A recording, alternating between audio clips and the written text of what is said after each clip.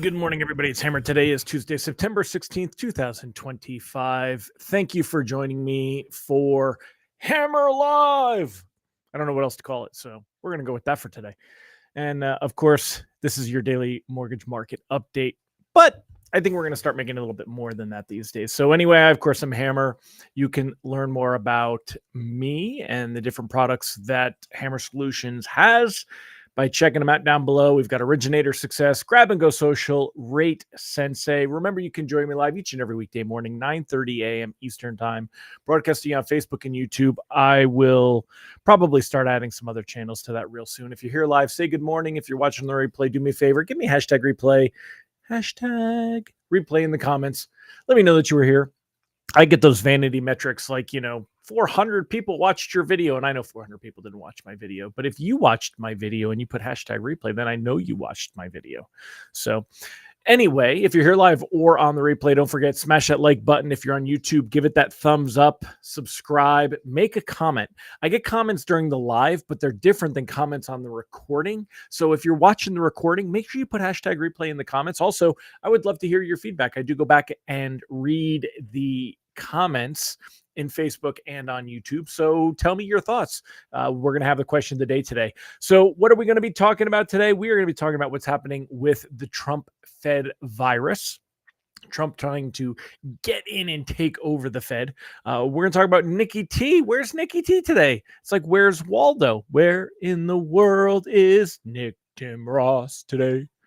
Should folks get fired for their social posts? It's a question of the day. I kind of want to know from y'all what you think.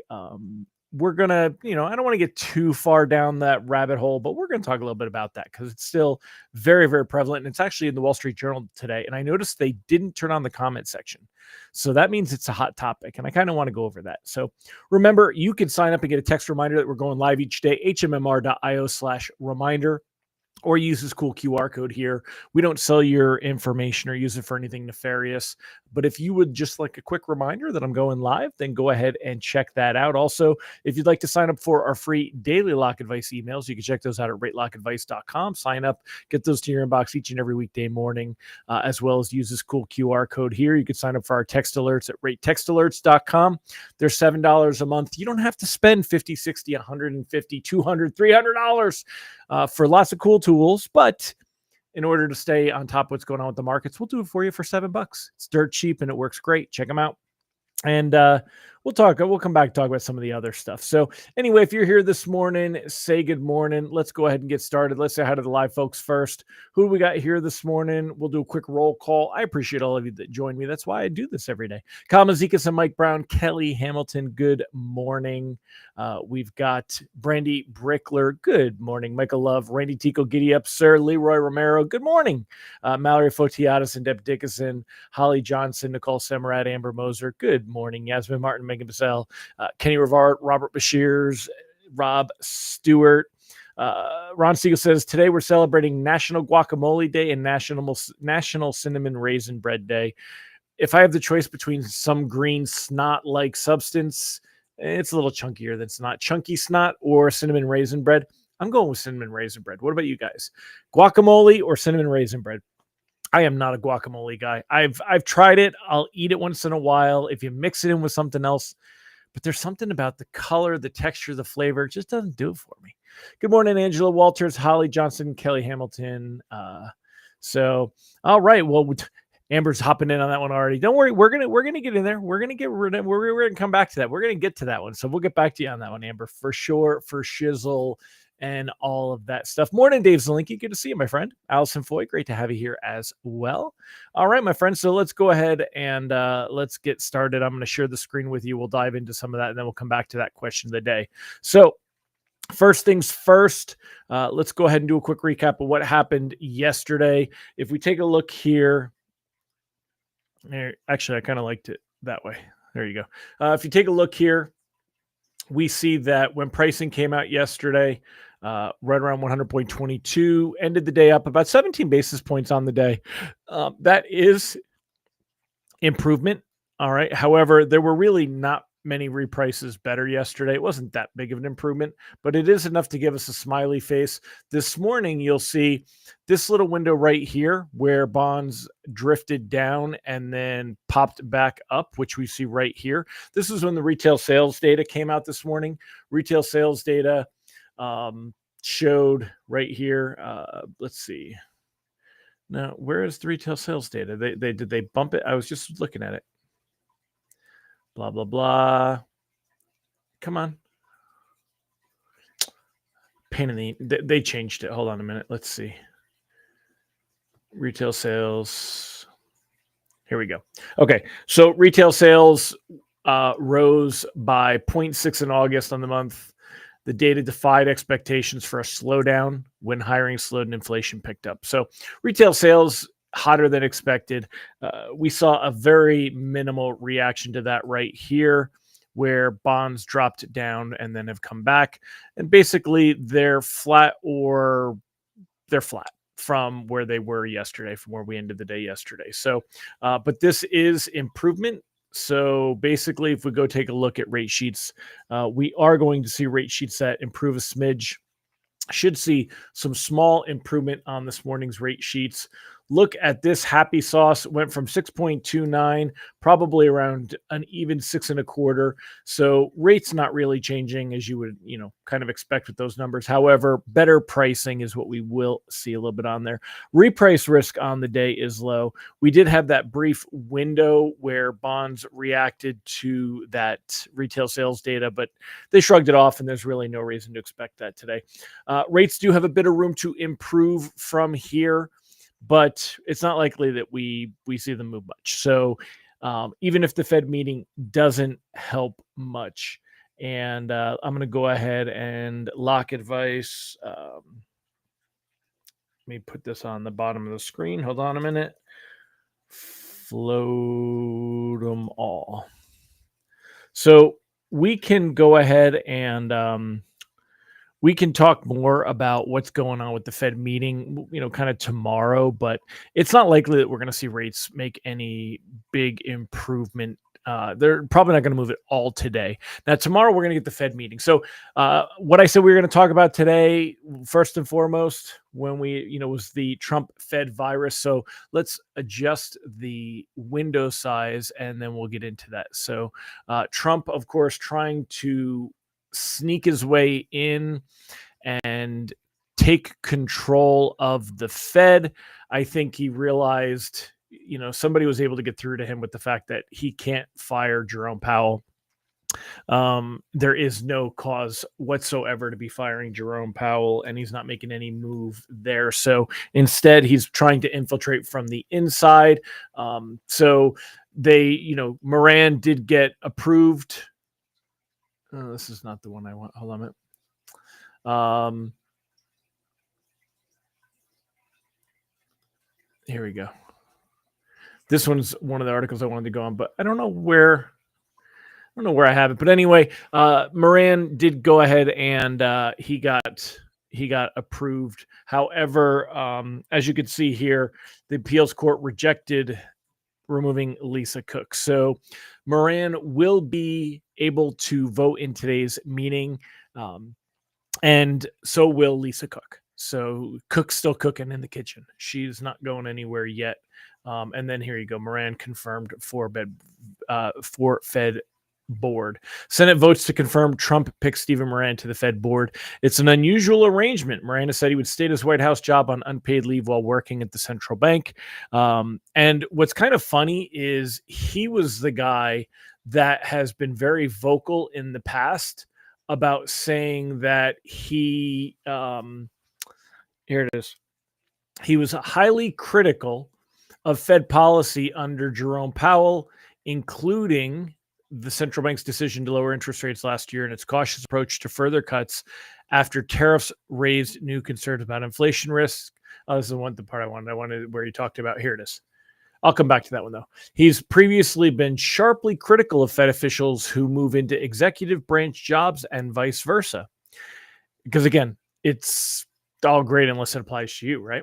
In a social media post 2 years ago, he said it was impossible to think someone can go from a highly political operative to politically neutral just because he or she gets a promotion. That's just not how human beings work, especially when they still work for the boss. And we know they're just, he is there basically as Trump's stand-in, to make Trump's feelings known. And for those of you that haven't been following along, Trump wants rates. He wants that Fed fund rate to be down a lot. He wants it down, basically around 1.25, 1.5, which would be nuts. So, but that's kind of where he's going. But this is the only article from Nick Timiraos today. This is it. Like, is there any like little nuggets hidden in here? I don't see them. He didn't really put anything. Usually, and I guess we'll see it tomorrow. I think Nikki will come out with his article tomorrow telling us a little bit more about the expected Fed action. Usually we have a very strong belief that he is the Fed whisperer, that the Fed speaks through him and goes into his stuff, and it's there. So, but it looks like y'all want to get to the good one. So let's go ahead and let's answer that question here. And nope, Ron, I judges and the people. So let's get into that one here real quick too. So Ron said, I love your commentary about the Trump virus. Trump nominated several people to SCOTUS and they don't always vote with his opinion. So I guess the concept of the virus is not always accurate. Nope. Totally different scenario. One has nothing to do with the other. The people that Trump put into SCOTUS, I believe, really, first of all, they were judges, and I think judges versus economists and the people he's pushing to get on there now, I think there's a big difference in there. Number one. Number two, they take that role seriously. I believe that. I don't feel that Moran takes his role of being in that he wasn't put in there with this idea that he's going to do what he thinks is better, especially if it was a different view than what Trump has. He is placed in there as a mercenary for the next few months until that term runs out in January, and Trump will either extend him or nominate him again, or will nominate someone else to take that position. But the people that Trump is putting in, and what has happened with Lisa Cook is absolutely would be people that are influenced by Trump to make decisions that Trump wants to be made. Very different than SCOTUS, in my opinion. And they also weren't doing background checks on people in SCOTUS, trying to find, which who knows, they might be doing that now, trying to find that they could find a way to pull somebody out of these, being a lifelong position of being a Supreme Court justice so they could nominate other ones. Did the nomination come first or the opinion? Which you got to clear that one up for me. I don't know. I don't know which part on there. But the opinion that for Moran that somebody shouldn't take that, he's had that stance for years. Trump seems to be nominating economists to Fed instead of lawyers. Yeah, I mean, because Moran does have a very strong pedigree for here. I'm trying to figure out where it was. It was in here before I read his pedigree. He has a PhD in economics from Harvard. So, I mean, it's pretty hard to rip apart his economic background. Worked in asset management industry, did a stint as an advisor to the Treasury Department in Trump's first term. But again, if he had, it's funny because the Alaska Republican, the only Republican who voted against Moran's confirmation, Alaska Senator Lisa Murkowski, said she and Moran had a good conversation over the weekend, but his unwillingness to resign his White House job raised her concern about compromising the Fed independence. So, he's still working for him. He's still working for there. Looking at his real estate portfolio, I'm sure he would like to see rates in the twos. Yeah, absolutely, for Trump, right? And not only that, but borrowing costs for the U.S., all kinds of things. And that was an interesting article about the third mandate. Where did that just come in? Is it here? Here it is. The third mandate forces bond traders to rethink age-old rules. The Federal Reserve's dual mandate of price stability and maximum employment may be supplemented by a third mandate to pursue moderate long-term interest rates. So it's funny. And again, this goes right along with what I was just talking about he's there to promote, an agenda and push that agenda. The mention of the third mandate has sparked debate among analysts, with some seeing it as a sign the administration intends to wield monetary policy to influence longer-term bond yields. And that's what they're trying to do. They're trying to reduce the borrowing costs of the United States. The potential for the Treasury and Fed to intervene in the bond market to bring down long-dated interest rates has raised concerns about the risk of adverse effects, particularly inflation and the erosion of the Fed's independence. Now, I'm watching our time. We're going to get to the question about the jobs and what you can put as well. But before I get there, I wanted to kind of bring this one up. It's kind of interesting. Here's a roundtable. Why do we act like the Fed funds rate is a magic wand that's going to fix or fry the economy and the labor market? Why is it treated that if the Fed cuts, that it's going to, automatically improve labor market, or if they don't cut, that it's throttling it? There's so many variables to things right now. Like when here's Danielle DiMartino Booth, which I was turned on to by Ron Siegel. And in her comments today, she says, she points out things about, during the Great Recession here in 2004, with different things. And she says, you don't need to be Jack Handey to appreciate the profound conclusion that rate cutting in 25 basis point increments fails to suffice. She's looking for the Fed to take bigger moves. But here's what I would argue. I would argue that AI is going to have a huge effect on employment in the next couple of years, and it's already having an effect on employment. And if the Fed were to cut rates, you're still going to have a problem there. I also think that there are issues with trying to say that the Fed is going to have an effect on longer term rates and mortgage rates. I mean, if we bring down car rates by a point, does that really going to make a difference, right? For car loans, a point and a half. If you see that on credit cards, you got credit cards charging 20s and 30% interest. So if credit card rates go down by a point or a point and a half, is that really going to make a difference? So you're arguing that it's going to have more of a profound effect on the kind of the business side and borrowing costs and different things. But again, when you look at what controls the market, what moves things today, and how this stuff goes, do we really think that it's having that kind of effect? I don't. I really don't. I don't think, again, the Fed can cut rates by another point and mortgage rates will go down nominally. And what's that going to do, right? What's that going to do? Now, I kept up a Housing Wire article. This one's by Logan. For those of you that don't know, Logan Mohtashami over at the Housing Wire, that he's got some great insight and stuff. And one of the things, the reason I kept his article up specifically was about where the 10-year was. So last September, when mortgage rates were down in the low sixes, similar to where they're at today, a little bit better even, but the 10-year yield was at 3.63. And he kind of nails it right here. He says, which to me was pricing in a recession. And that was the key. That's what was different when we saw mortgage rates. When we go up here and you look at the chart where mortgage rates were down, and we pull this over to here. Okay, so I mean, over here when mortgage rates were lower, this is because, and we talked about this yesterday, this was because of the expectation of a recession versus what happened when the belief came in that Trump was going to go ahead and win the election.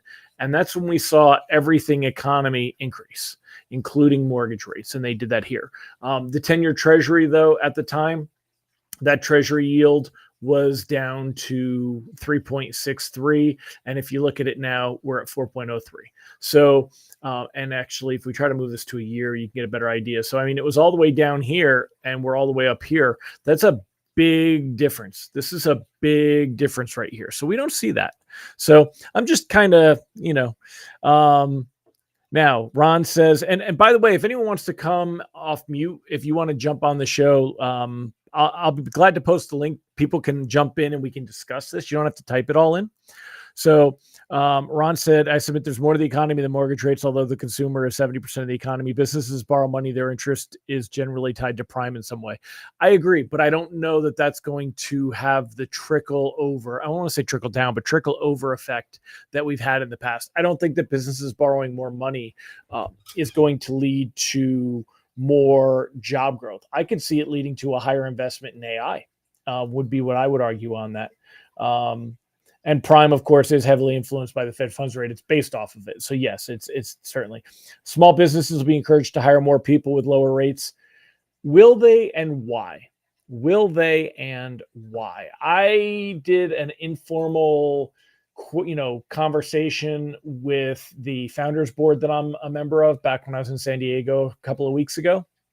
And we did not find this, and these are all small businesses. We did not find this to be the consensus there, Ron. Maybe this was in the past, but not now. Dave Zelinky, national debt is killing us. No one talks about this enough. That's true.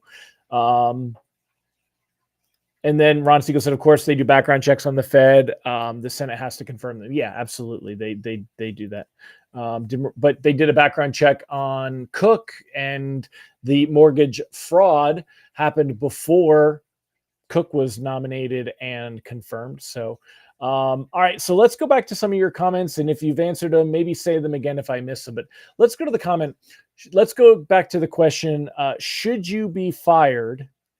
Should you be able to be fired? Should folks be getting fired for their social posts?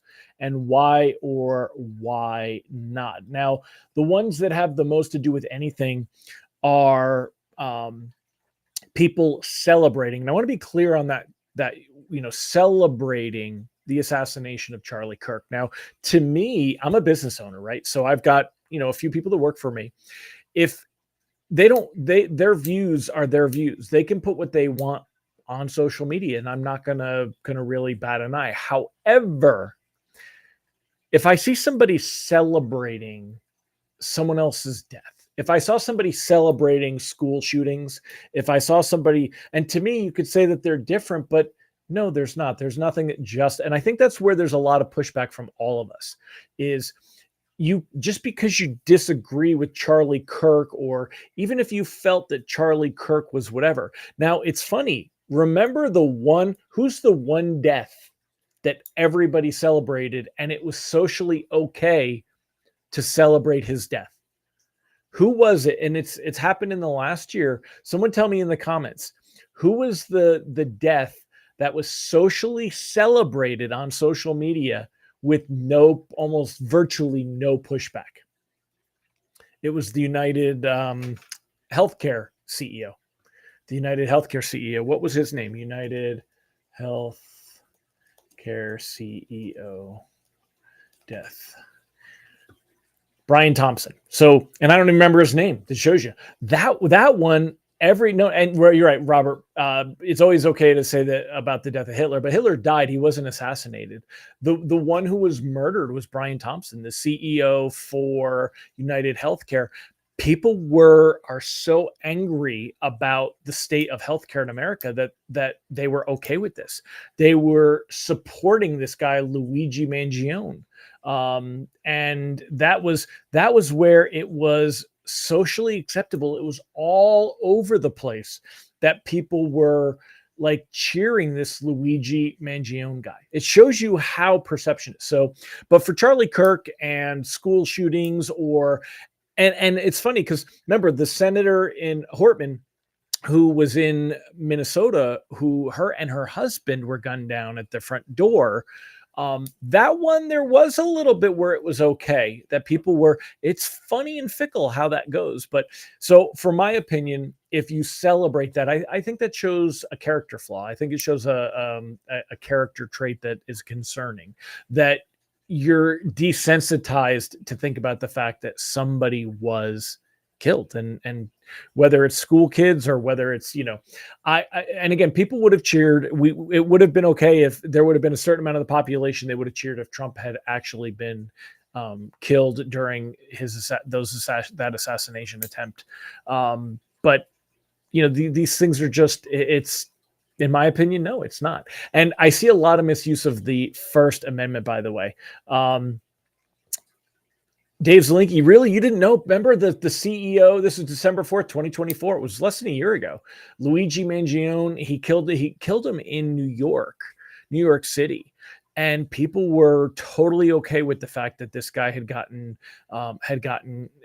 assassinated. He was murdered because people are so angry about loved ones that have been denied coverage and themselves denied coverage, and it was very, very different things. And that's the same thing, Ron. I agree with what Ron is saying here. I would question the value of the company if their staff was allowed to post these kinds of comments. Now, I would have no problem if my staff disagree with Charlie Kirk. I don't agree with Charlie Kirk stuff. I mean, I don't hide the fact that I'm an atheist, so those Christian beliefs of conception and things, I feel differently, but that's okay.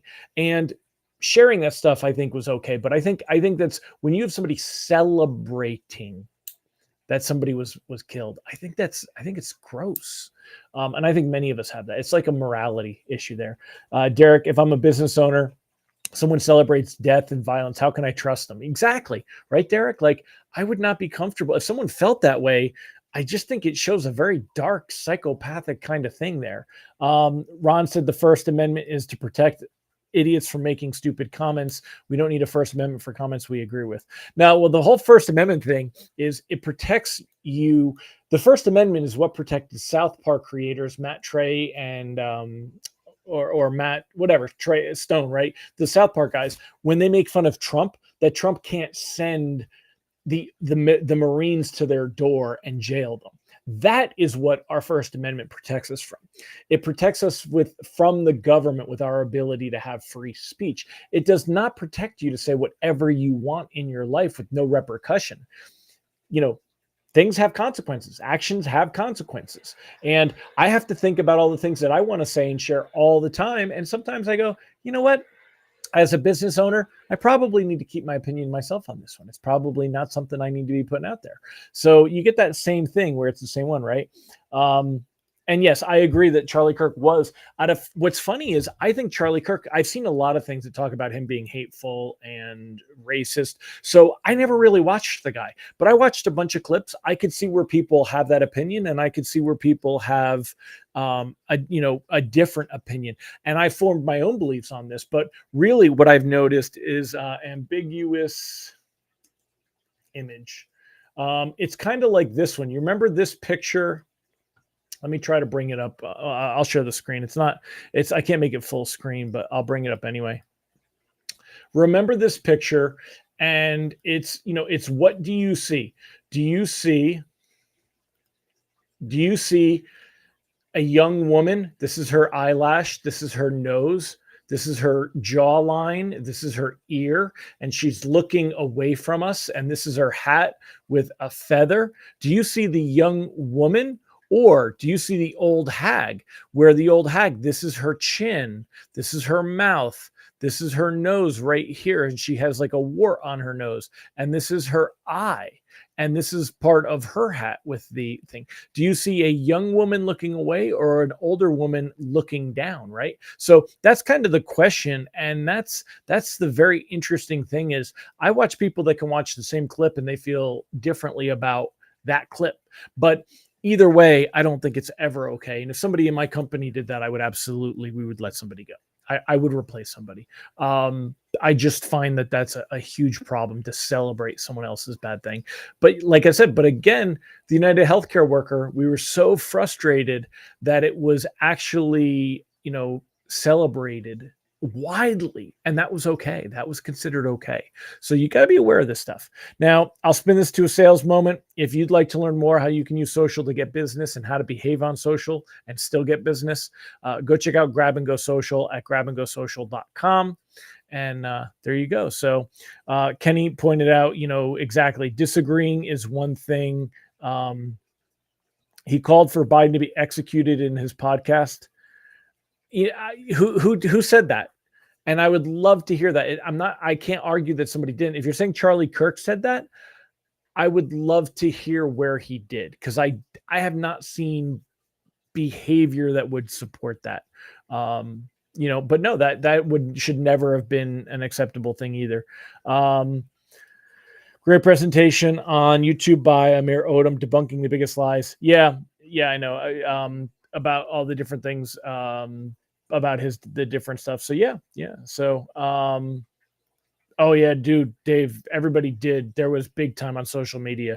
People were like, they did. He was absolutely the Mangione guy was like cheered.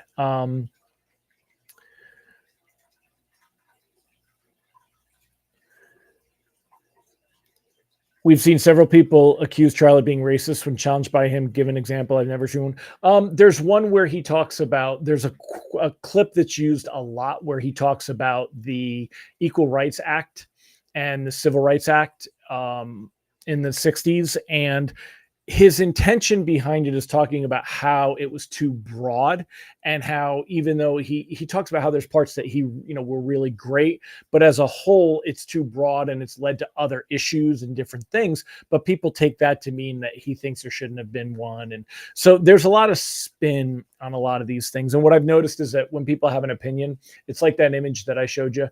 When people have an opinion, they're going to keep that opinion no matter what. And you can show the same picture to people. It's like the blue dress. Remember the blue dress, gold dress thing? And it's like this picture. Do you see the old lady or the young woman when I show you this picture? Do you see the old lady? Leroy, I don't know. You've got some weird stuff that you're seeing over there, man. Some weird things. And see, Mark says it never happened, John. And I tend to believe it. I think if it did, it would be out there big. No, he didn't, see, John. And that's the thing. I don't want to go too far down this rabbit hole because we're going to get into that same spot. And it's like what I talk about here. He didn't say that Black women don't have the brain power to be taken seriously. What he said was that if he got on a plane or something of that thing, that if the Black woman in that job, would he trust that she wasn't whatever, because standards are lowered in order to get more people in at a certain thing. There was a whole context to that. He has never, if you listen to the man, he was not racist. There was no intent racist. You watch his interaction with so many people. And again, there's plenty of proof, but things like this get taken out for the, he did not mention Michelle Obama, by the way, or I've not seen a single clip of that. And I think it would be very, very pronounced out there. So if you have it, share it with me. But I saw where he would say a particular situation, but he never, anytime, if I said a woman was not good at her job, that's fine. But if I had said it's a Black woman, well, then it's racist. Well, no, he was saying about DEI and requirements to have certain races. So I looked at these and I don't see it. But again, neither way, if you were upset and don't like him, you should be able to voice that. And if you felt he was racist, you can voice that. If you celebrate that he was shot, that crosses the line in my mind and in many other people's minds, I think, is what we found. And that was kind of the question. So those are the things there. There you go. He called for Joe Biden to receive the death penalty, which is very different. But anyway, I'm going to wrap it up. We're at 33 minutes, and I know you guys have to go. I do too. So that was fun. I won't do this a lot because this isn't that kind of a commentary show. But being the fact that there's 39 of you on, I must have had something. That is the thing. Kenny, this is the problem. The public's not reading, listening to an entire conversation, picking out short comments. Yeah, and they also get they get pushed around a lot more. So yeah, that's why anything that I've done,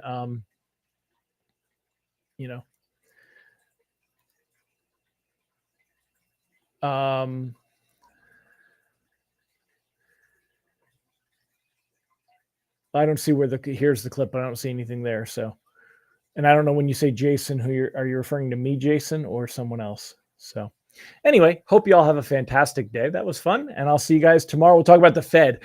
That'll be a lot less inflammatory, if you will. So, all right, everybody, take care. Bye.